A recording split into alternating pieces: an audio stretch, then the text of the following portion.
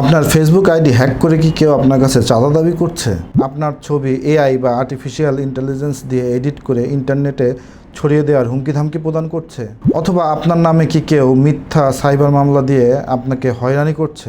আমরা প্রায়ই দেখি যে আইন সম্পর্কে সঠিক ধারণা না থাকার কারণে ভুক্তভোগীরা অনেক সময় পুলিশের কাছে গিয়ে বা আদালতে গিয়ে দ্বিধায় থাকেন।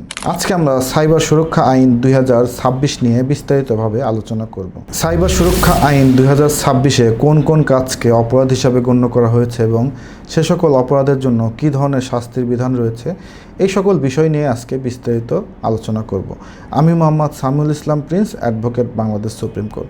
তো চলুন আজকের ভিডিওটি শুরু করি। ডিজিটাল বাংলাদেশের গণ্ডি পেরিয়ে আমরা এখন স্মার্ট বাংলাদেশে রয়েছি। আর এই স্মার্ট যুগে সবচেয়ে বড় হাতিয়ার হলো ইন্টারনেট। কিন্তু ইন্টারনেটের এই দুনিয়ায় আমাদের নিরাপত্তায় সাইবার সুরক্ষা আইন 2026 কতটুকু শক্তিশালী, চলুন আমরা সেই বিষয়গুলো নিয়েই আজকে বিস্তারিতভাবে আলোচনা করি। এই আইনের প্রথম অধ্যায়ে সংজ্ঞাগুলোকে অত্যন্ত যুগোপযোগী করে করা হয়েছে। আগের আইনগুলোতে কৃত্রিম বুদ্ধিমত্তা বা এআইয়ের বিষয়টির উপস্থিত ছিল না। বর্তমান আইনে ডিপ ফেক, রিভেঞ্জ পর্ন, সেক্সটর্শন বা ডিজিটাল শিশু যৌন নিপীড়নের বিষয়গুলো অন্তর্ভুক্ত করা হয়েছে। অর্থাৎ কোনো হ্যাকার বা প্রতারক যদি ব্লকচেইন, লার্জ ল্যাঙ্গুয়েজ মডেল বা এআই টুল ব্যবহার করেও আপনার ক্ষতি করে, তবুও সে এই আইনের আওতা হতে রক্ষা পাবে না। এছাড়াও 4 ধারা অনুযায়ী যদি কোনো বিদেশি হ্যাকার দেশের বাইরে বসেও বাংলাদেশের সাইবার স্পেসে হামলা চালায়, তবে তাকেও এই আইনের আওতায় বিচার করা যাবে। সাইবার সুরক্ষা আইনের 2য় ও 3য় অধ্যায়ে ট্রাইব্যুনালের কন্টেন্ট অপসারণের ক্ষমতা প্রদান করা হয়েছে। আগে অনেক সময় অভিযোগ উঠত যে চাইলেই যে কোনো সময় যে কোনো কন্টেন্ট ব্লক করে দেওয়া যায়, কিন্তু এই আইনের 8 ধারায় সাধারণ মানুষের জন্য সুন্দর একটি রক্ষা কবচ রাখা হয়েছে। জাতীয় সাইবার সুরক্ষা এজেন্সির মহাপরিচালক বা আইন শৃঙ্খলা রক্ষাকারী বাহিনী যদি জাতীয় নিরাপত্তার স্বার্থে বা জনশৃঙ্খলা রক্ষার স্বার্থে কোনো কন্টেন্ট বা ওয়েবসাইট ব্লক করে দেয়, সেক্ষেত্রে 3 দিনের মধ্যে সাইবার ট্রাইব্যুনালের অনুমতি নিতে হবে। সাইবার ট্রাইব্যুনাল যদি অনুমতি না দেয়, তবে ব্লক দ্রুত সময়ের মধ্যে অবমুক্ত করতে হবে।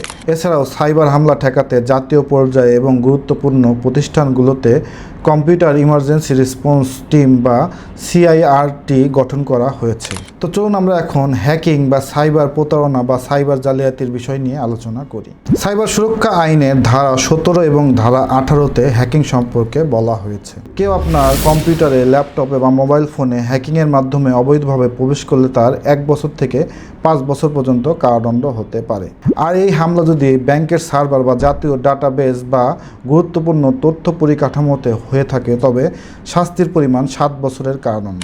সাইবার সুরক্ষা আইনের 21 ও 22 ধারায় অনলাইন প্রতারণা বা জালিয়াতির বিষয়ে উল্লেখ রয়েছে। অনলাইনে ভুয়া পেজ খুলে টাকা হাতিয়ে নেওয়া বা অন্যের NID দিয়ে মোবাইল ব্যাংকিং অ্যাপস খোলা বা অবৈধ ক্রিপ্টোকারেন্সি ব্যবহার করে লেনদেন করলে তার 2 থেকে 5 বছর পর্যন্ত কারাদণ্ড হতে পারে এবং সর্বোচ্চ 50 লক্ষ টাকা পর্যন্ত অর্থদণ্ড হতে পারে।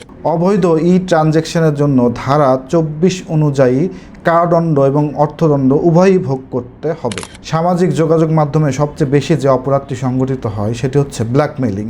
এই আইনের 25 ধারা অনুযায়ী যদি কোনো একজন ব্যক্তি কারো ব্যক্তিগত ছবি ফাঁস করার হুমকি ধামকি প্রদান করে, অথবা AI দিয়ে ছবি বিকৃত করে বা অনলাইনে যৌন হয়রানি করে, সেক্ষেত্রে ওই ব্যক্তির 2 বছরের জেল অথবা 10 লক্ষ টাকা জরিমানা হতে পারে। কিন্তু ভুক্তভোগী যদি নারী হয় বা 18 বছরের নিচে কোনো শিশু হয়, সেক্ষেত্রে কারাদণ্ডের মেয়াদ 5 বছর পর্যন্ত হতে পারে এবং 20 লক্ষ টাকা অর্থদণ্ড হতে পারে। এখন অনেকেই আতঙ্কে থাকেন যে কেউ যদি শত্রুতা করে সাইবার আইনের মামলা ঠুকে দেয়, সেক্ষেত্রে আপনার করণীয় কি? সাইবার সুরক্ষা আইনের 28 ধারায় বলা হয়েছে যে কেউ যদি হয়রানি করার জন্য আপনার বিরুদ্ধে মিথ্যা সাইবার মামলা দায়ের করে, সেক্ষেত্রে মামলায় খালাস পাওয়ার পরে আপনি সেই ব্যক্তির বিরুদ্ধে অভিযোগ দায়ের করতে পারবেন। তখন ওই মিথ্যা মামলা দায়েরকারীকে মূল অপরাধের সমান শাস্তি ভোগ করতে হবে। সাইবার সুরক্ষা আইনের আরেকটি চমৎকার ধারা হলো ধারা 30।